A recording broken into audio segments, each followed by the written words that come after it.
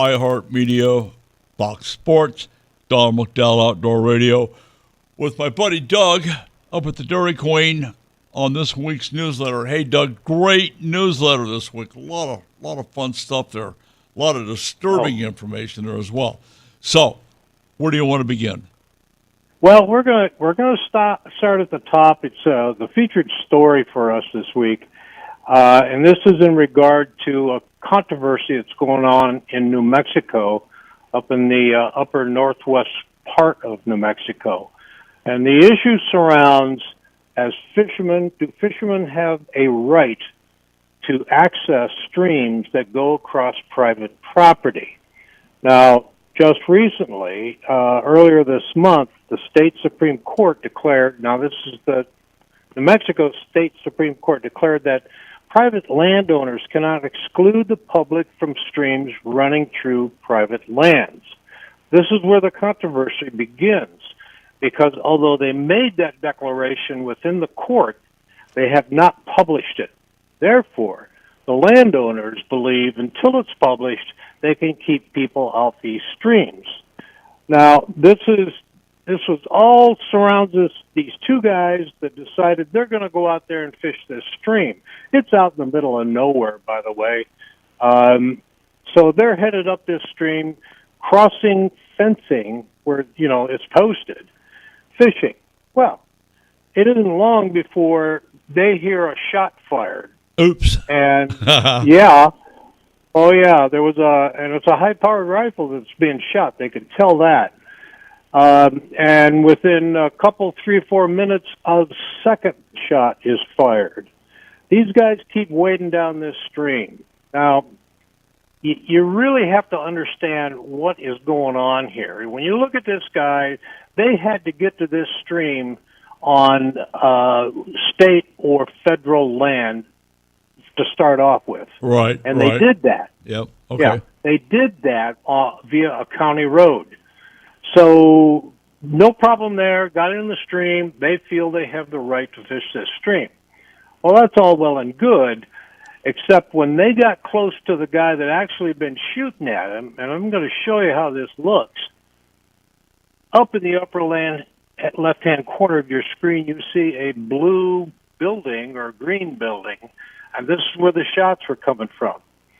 As they got close to this building, the owner of that land starts a conversation with this fisherman, and it just wasn't a nice conversation. Essentially, what that man was saying, if you continue, I'll have to bury you out here. I mean, this is how nasty this is getting. And this is not just fishermen. Don, we've talked about this before in regards to hunters in Wyoming trying to get to federal or state land. Yeah. Where they had to cross private land at a fence crossing. And I know it's even happened in Arizona, where you guys at one time were talking about gates being locked. Oh, man. Yeah. This is going on, and somebody's going to get hurt one of these days. I'll tell you what, if it was me out there in that stream fishing and I got fired on, I'm going home. I'm not going to put up with a rifle shot. Well, Doug, I have to tell that's probably the prudent thing to do. However, sure. I subscribe to the 3 R's: relax, return fire, reload. Well, as a fisherman, are you going to have to now carry a weapon? Okay, sure. Oh, my goodness gracious. Yeah. If we had the time, I'd read that conversation those two guys had. But if you go to the link in our newsletter, you can read the whole article. And I did. Goodness. It takes a while. Yeah. It's a great read. All right, let's move on. If we get down to typically we have there's around the country. New York, a 60-inch muskie was caught in New York. Oh my goodness! 60-inch. That's not a state record by no means. I think the state is like 65 or 66, something like that. I know, but that is a humongous fish, and that fish happens to be like a freshwater shark. Yeah. Oh, yeah. Very stealthy fish, just like northern pike. Same thing. As we move along, New Mexico, and this is a program the Chamber of Commerce came out with that I just caught off guard, offering a $10,000 reward for anyone who beats the existing state record smallmouth bass with a fish caught at Elephant Butte Reservoir up through September 30th. The article didn't indicate anyone has won it yet, so you still got a chance to win $10,000. Well, they're looking for a smallmouth that exceeds 7 pounds 3 ounces is the official current state record. Roger that. Yeah. And well, that's good to hear. I fished Elephant Butte years and years and years ago, and then it pretty much dried up, and I haven't thought about Elephant Butte. I'm going to have to Google that and see what kind of shape Elephant Butte's in. They must have a pretty good smallmouth population for sure. Well, yeah. All right. Next, we are up in Alaska, where a hunting guide is sentenced to 6 months in prison, Good for followed him. by 3 years of supervised probation, forfeiture of his interest in a Piper Super Cub airplane, and he must pay $13,400 in restitution fees. Come on. Okay, what did he do to get get in hot water to begin with? Well, he for starters, he's a guide, all right? Yeah. And he's been taking hunters out and shooting other game out of season. And that's where he got that'll caught. do it. Yeah, it'll do it every time. In California, 21,000 fish die at a California University Research Center. That is Due no excuse for that happening. I don't give a damn what they say. Yeah, it's due to chlorine exposure. Hello. Now, I don't know where that came from. Anyway, couple of how-to articles, great stuff. Found a great article that influenced me, perked my ears up, is what's the difference between a coho or a Chinook salmon. Now, I can't this time try to describe that to you, but there's some graphic pictures in there of the difference between these two fish. So there you go. The only thing I would want to know, I don't care what the difference between the fish is, but what's the difference in the taste?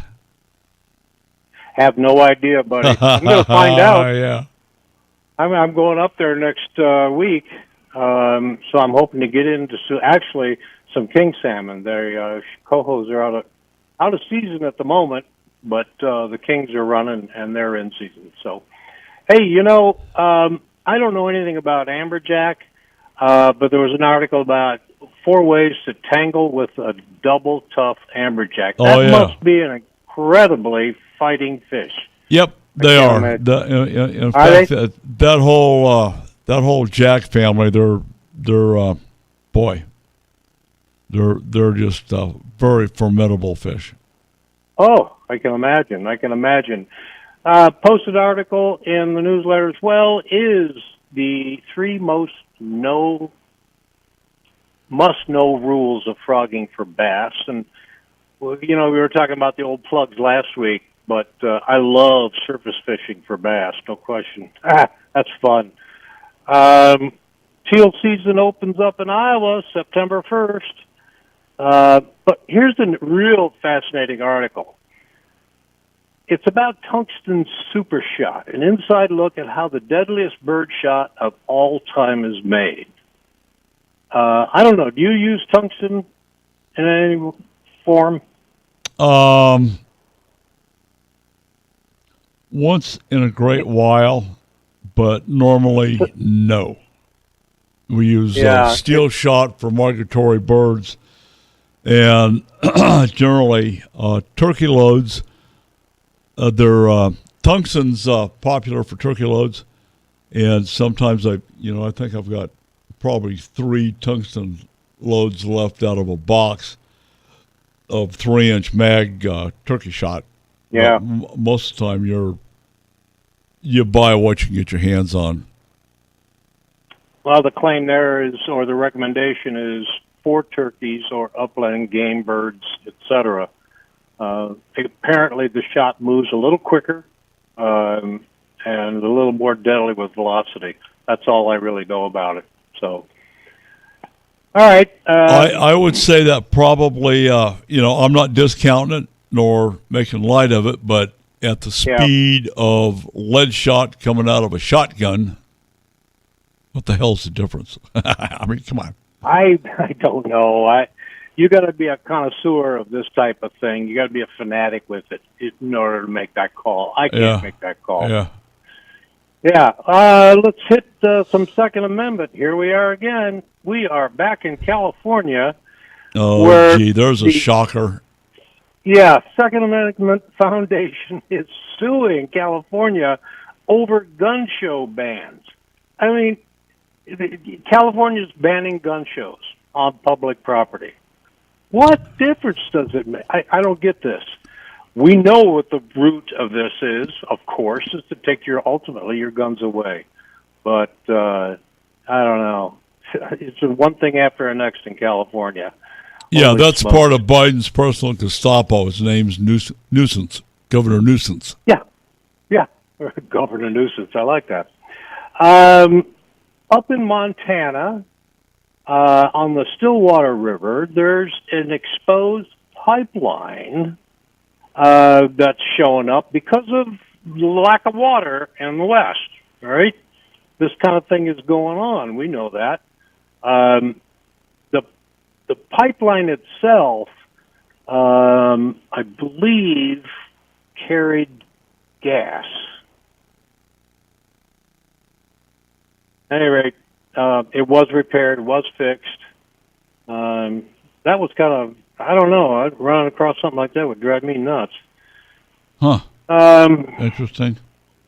Yeah, just things to know, all right? A $9,000 penalty was assessed a striped bass poacher in Rhode Island. $9,000 for William McLaughlin for possessing striped bass in the exclusive economic zone off of Block Island. Okay, Now, that begs the question, what the hell is an exclusive economic zone? That I do not know. My guess is that was probably something that was ruled on by the local legislative body, probably with the left green people behind it, type of thing. That, but I don't know about the details of it. I did get into that. That's about it, Don. Lots of stuff. I'll tell you what, it's going to get more and more, because hunting season's beginning to start.